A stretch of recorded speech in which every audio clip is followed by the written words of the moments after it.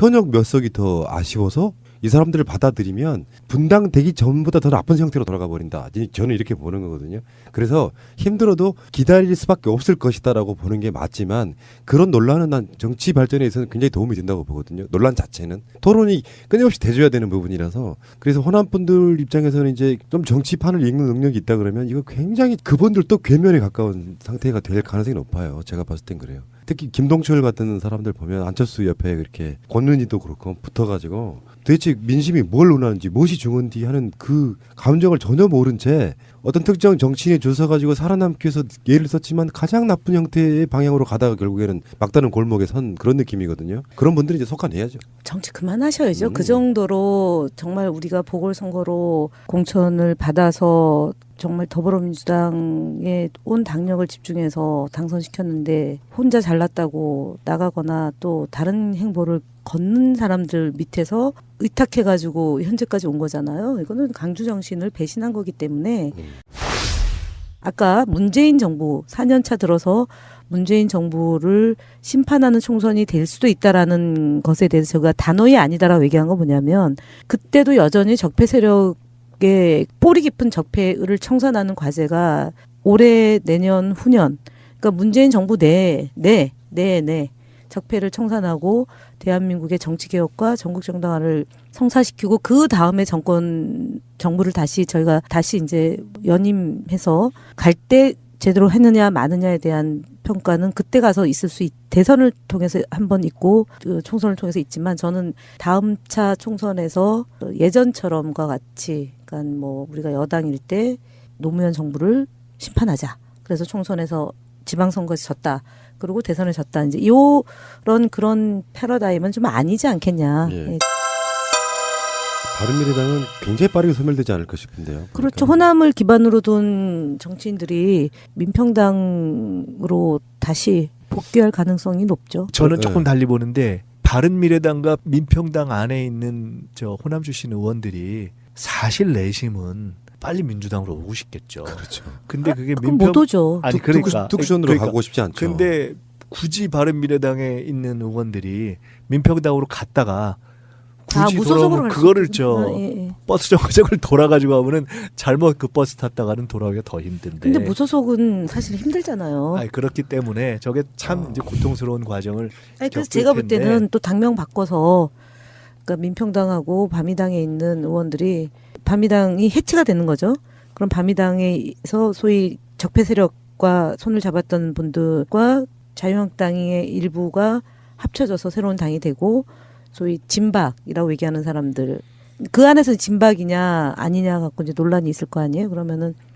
그러면은 한 70석을 갖고 있는 홍준표 정당이 하나 나오고 그 다음에 진박이라고 얘기하는 진박이라고 얘기하는 또 다른 결을 갖고 있는 사람들이 한 뭐 30명에서 40명 정도 있고 그리고 민평당과 그 다음에 호남을 기반으로 둔 분들이 원내 교섭단체를 만드는 거죠. 지금은 정의당하고 민주평화당하고 원내 교섭단체를 구성해서 어정쩡한 형태로 띄고 있기 때문에 당장에는 호남을 기반으로 둔 정당이 원내 교섭단체를 만들려고 하는 움직임이 있지 않을까 저는 그렇게 보죠. 저는 이제 반대로 봤어요. 다당제의 몰락 난 이렇게 일단 봤거든요. 상황이 어려울수록 뿔뿔이 흩어지면 비전이 없다는 걸 너무 잘 알기 때문에 일시적으로 총선 한 1년 전까지는 이합 집산을 하다가 결국에는 총선이 가까워지면서 거대 정당으로 다시 만들려고 하는 그러니까 일부는 뭐 더불어민주당을 놓고 하겠죠.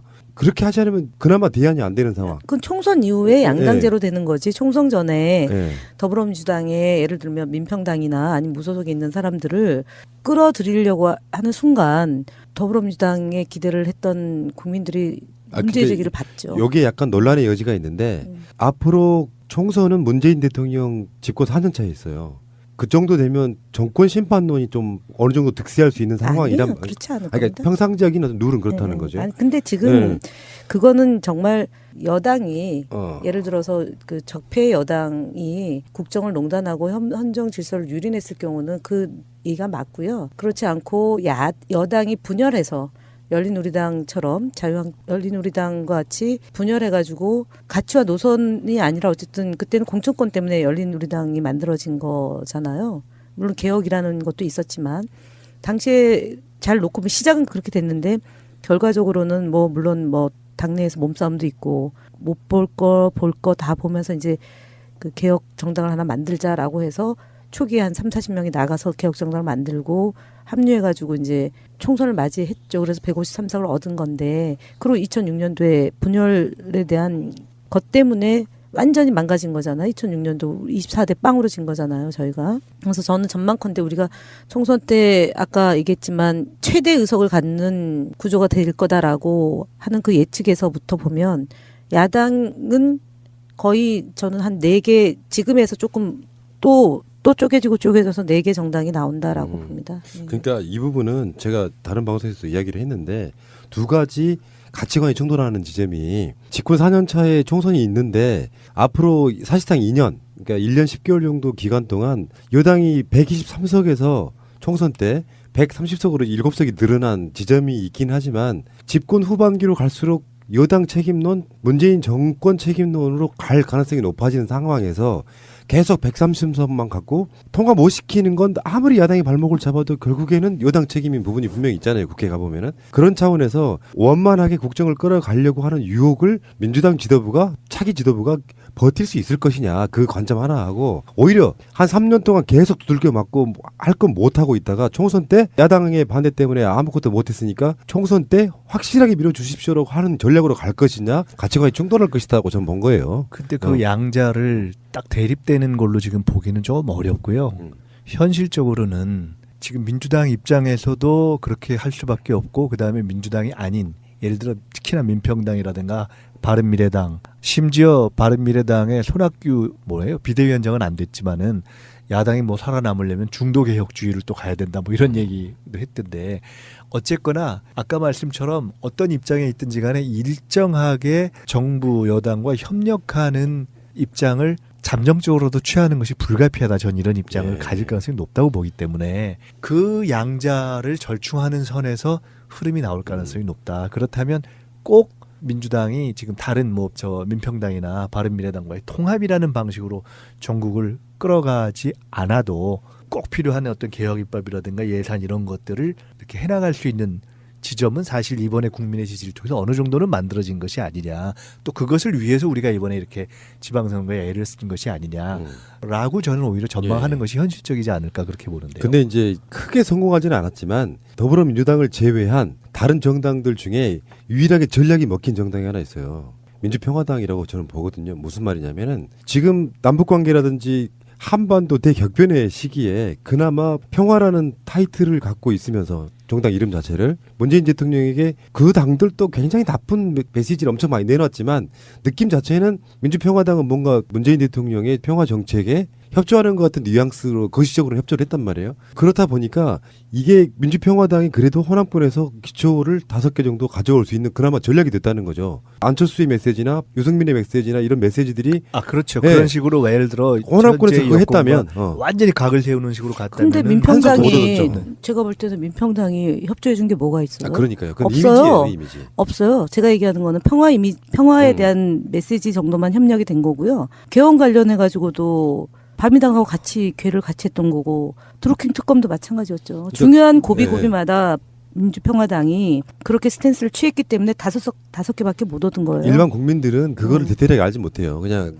이 사람들은 문재인 대통령 남북관계 같은 거 협조적이야라는 그 느낌이 있기 때문에, 즉 상대적으로 저 대통령의 국정 운영에 어느 정도나 더 협조하는가 하는 색깔로, 그렇죠, 스펙트럼을 맞아요. 놓고 본다면 조금씩 차이가 있었는데, 그것이 이번에 이제 국민의 어떤 평가, 심판, 그리고 대통령 국정 운영을 밀어주자 하는 그 선거 결과를 놓고서 이제는 조금 더 그거를 큰 틀에서는 밀어주기, 그리고 적어도 남북 관계가 좋아지는 것에 시비를 걸면 이건 다 죽겠구나 하는 쪽으로 판을 이제 만들어 놓은 것은 그건 분명하죠. 그리고 그 틀을 벗어나기는 훨씬 더 어려워지는 거죠.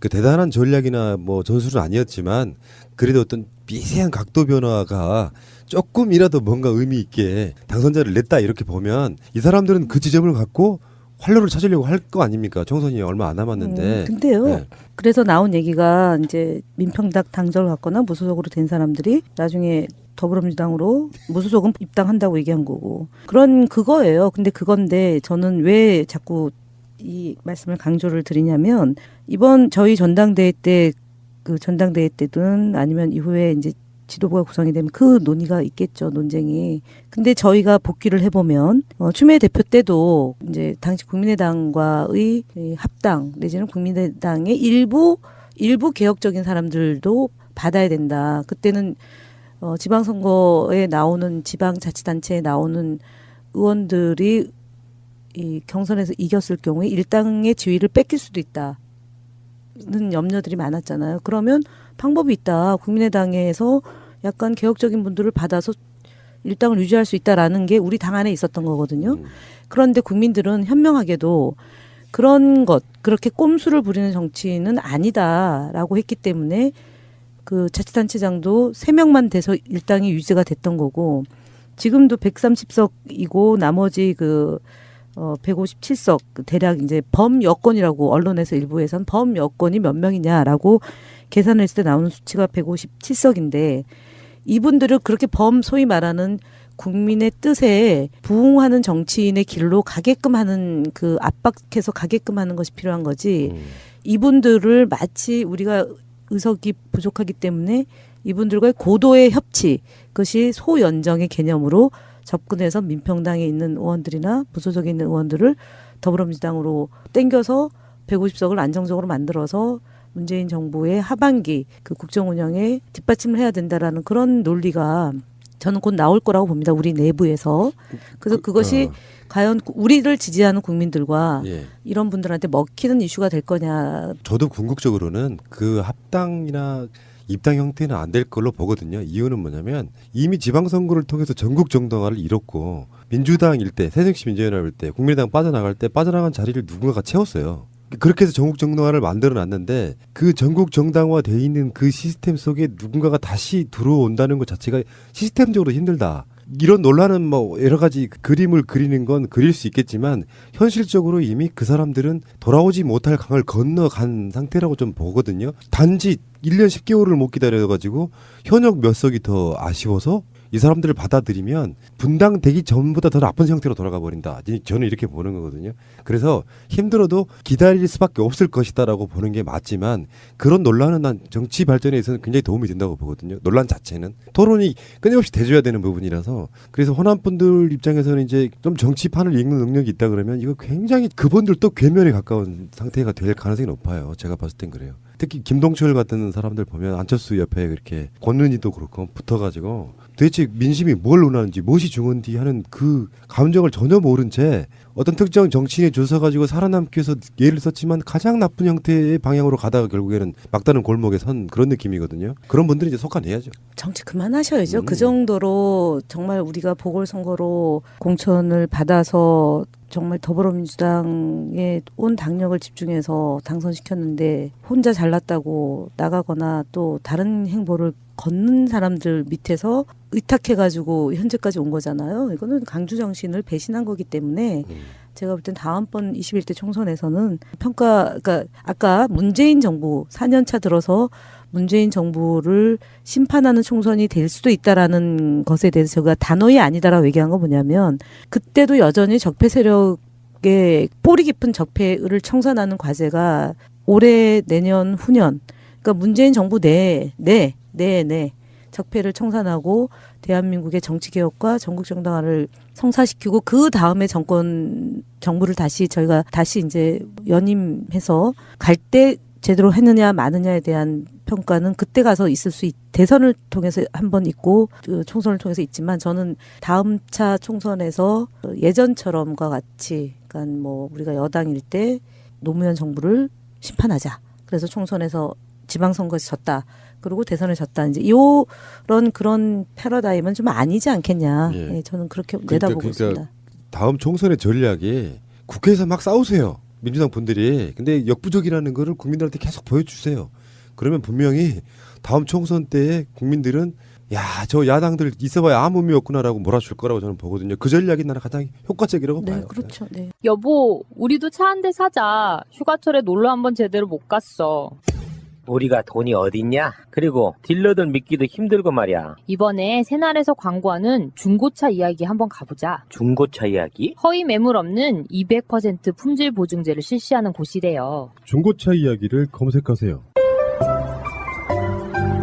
1666에 8546. 나는 중고차 이야기에 차 팔러 가야지.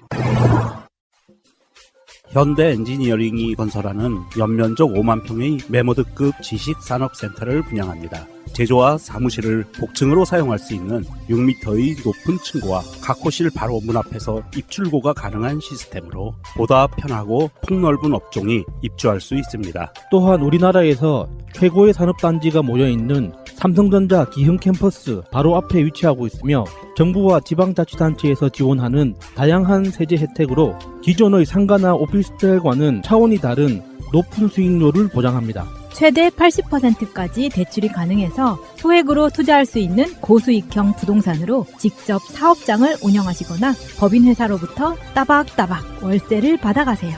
문의는 1800-4603, 문자 문의는 010-5380-8497입니다.